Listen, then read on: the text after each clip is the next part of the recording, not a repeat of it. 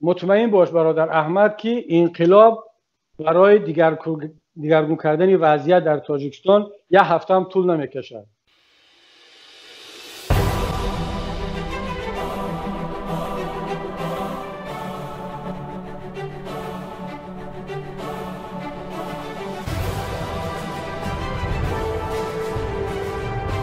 بله، یعنی که ما پیش از انقلاب سیاسی با ما انقلابی های فرهنگی و معرفت همین چیزا لازمه با مردم. انقلاب فکری نیاز داریم، انقلاب خودشناسی نیاز داریم.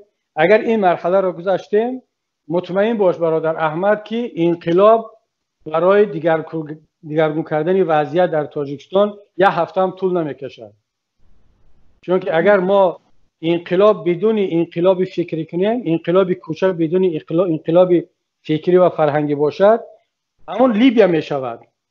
مردم لیبیا پیشوا داشتن با نام معمر قذافی، مردم را 30 تا 40 سال قریب ظلم کرد، میلیاردها را آورد در خارج پنهان کرد، مردم را تحقیر کرد. مردم آمدن در کوچه در خیابان انقلاب کردند، اما انقلاب فرهنگی شکل نگرفته بود.